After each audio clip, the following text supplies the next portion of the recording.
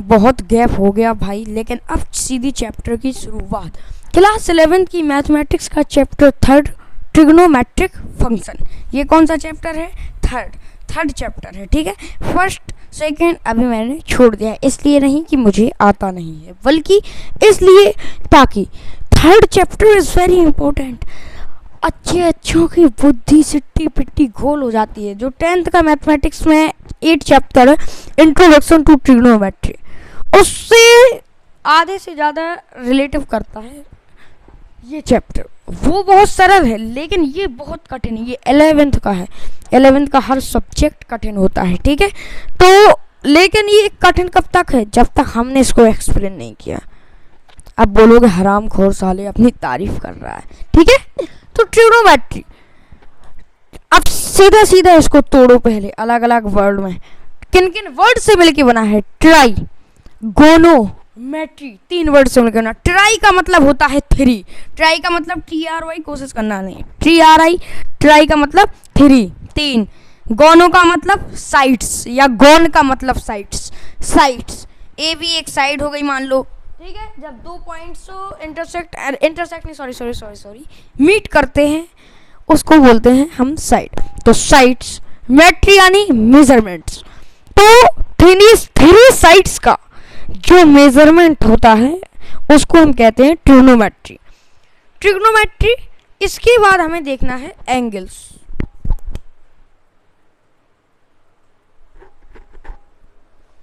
ये क्या है?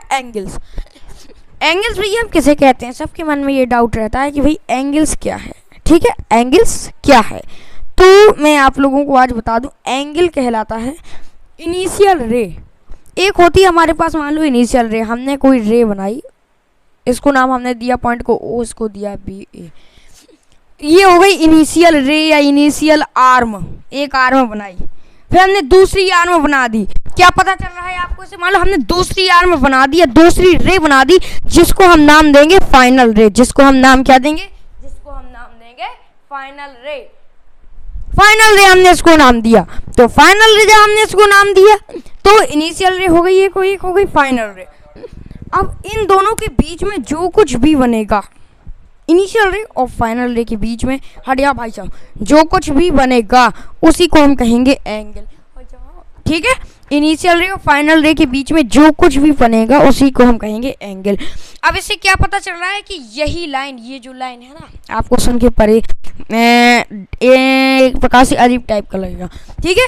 तो ये कितना उठा है, ये कितना रोटेट कर रहा है, तो जो ये इनिशियल आर्म है और ये टर्मिनल आर्म है, इन दोनों के बीच में जो कुछ भी बनेगा उसी को हम कहेंगे एंगल। उसी को हम क्या कहेंगे? उसी को हम कहेंगे एंगल। थीटा, एंगल को हम थीटा से रिप्रेजेंट करते हैं। The part between initial ray and final ray is called angle, और एंगल को हम डिनोट करते हैं थीटा से। अच्छा, angle are measured in degree और रेडियन। एंगल 2 तरह से मेजर किया जा सकता है। एक तो होता है एंगल का degree measure of angle, and दूसरा होता है radian measure of angle. Degree measure कौन सा होता है? हमने कहा 30 डिग्री का एक एंगल बनाओ, 30 डिग्री का एंगल। फिर हमने कहा 40 डिग्री, 50 डिग्री, 60, 70, 90, 120, 160, 290, 320, 360 ETC। इतने प्रकार के एंगल होते हैं और इससे भी ज्यादा। यानी कि एंगल डिग्री मेजर क्या कहलाता है कि जब हम कहते हैं कि इतने डिग्री का एंगल बनाओ, ठीक है। अच्छा, 90 डिग्री से कम एंगल जो होते हैं, 90 डिग्री से ऐसे एंगल जिनका मेजरमेंट 90 डिग्री से कम हो, उसे हम क्या कहते हैं? एक्यूट एंगल, ठीक है। जिनका और 0 से ज्यादा हो, 90 से कम हो, उसे हम कहेंगे एक्यूट एंगल। अच्छा, जिनका मेजरमेंट 90 डिग्री से ज्यादा हो और 180 डिग्री से कम हो, उसे हम कहते हैं ऑब्ट्यूस एंगल। जो एग्जैक्ट 90 डिग्री का एंगल होता है उसे हम कहेंगे राइट एंगल। इसमें हम टाइम वेस्ट नहीं करें पाएंगे, ठीक है। इसके बाद अब हमें देखना है डिग्री मेजर। डिग्री मेजर पूरा हो गया। अब डिग्री मेजर 2 प्रकार से हम देख सकते हैं। मान लो एक क्लॉक होती है, मान लो हमने बनाया एक सर्किल, या मान लो ये है एक क्लॉक। अब इसकी जो रोटेशन है इस क्लॉक की, या हम कह सकते हैं ये कैसा रोटेट कर रहा है। रोटेशन भी 2 प्रकार की होती है। एक तो होती है हमारी भाई क्लॉक वाइज रोटेशन, और एक होती है हमारी एंटी क्लॉकवाइज रोटेशन। ये कौन सी रोटेशन है? क्लॉक में जो रोटेशन होती है उसे हम कौन सी रोटेशन कहते हैं? उसे हम कहते हैं क्लॉकवाइज रोटेशन, यानी कि क्लॉक के ही थ्रू जो रोटेशन होती है। आपने घड़ी की सुई को देखा होगा, वो क्लॉकवाइज रोटेट करती है, और क्लॉकवाइज जब रोटेट करती है तो बनता है एंगल माइनस का। नेगेटिव एंगल कब बनेगा? जब जो है एंगल जो है कैसा रोटेट करेगा? क्लॉकवाइज रोटेट करेगा, ऐसे क्लॉक के थ्रू। तो आप देख रहे हैं ये क्लॉकवाइज रोटेशन हो रहा है इसमें। क्लॉकवाइज रोटेशन कैसा? पहले मान लो 12, फिर 12 से 3 बजे, फिर 3 से 6 बजे, फिर 9, फिर 12। तो क्या है? क्लॉकवाइज रोटेशन चल रही है। अच्छा, एक चीज का सबसे ज्यादा ध्यान रखना है, 1 आवर इक्वल टू 60 मिनट होते हैं।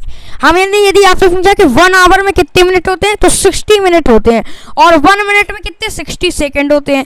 ठीक है, अब हम हर बार क्वेश्चंस में ऐसा नहीं लिख सकते हैं कि बार बार हमें मिनट्स लगे, तो उसके लिए भी साइन बनाए गए हैं। उसके लिए साइन कैसे है?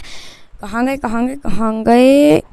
अरे यार साइन, चलो ठीक है, हम बता रहे हैं। हाँ, तो 1 आवर जो मिनट का जो साइन होता है वो होता है ऐसा, ऐसा। ये कौन सा साइन है? ये है मिनट साइन।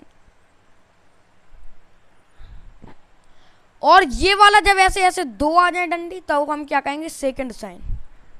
इसको हम क्या कहेंगे? Second sign. हाँ, ये है सेकंड साइन। अच्छा, जो डिग्री होता है, तो यहाँ सिर्फ चेंज किसका हो रहा है? सिर्फ डिग्री का चेंज हो रहा है। 1 डिग्री में भी 60 मिनट होते हैं, इसको याद रखना है। 1 डिग्री में कितने? 60 मिनट होते हैं।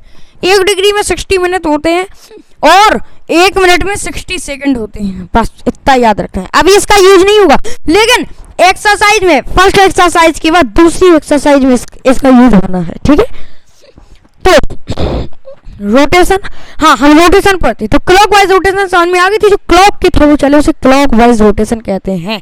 एंटी क्लॉकवाइज रोटेशन क्या है? क्लॉक के जस्ट अपोजिट, क्लॉकवाइज रोटेशन के जस्ट अपोजिट। मान लो क्लॉकवाइज रोटेशन कैसी होगी? ऐसी, ऐसी, ऐसी, ये। और एंटी क्लॉकवाइज ऐसी। बनाए?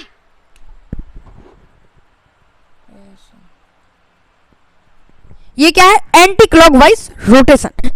तो रोटेशन भी हो गई। अब ठीक इसी प्रकार रोटेशन एंगल में भी होती है। मान लो जब एंगल अपवर्ड्स की तरफ बन रहा हो, जब एंगल अपवर्ड्स की तरफ बन रहा हो,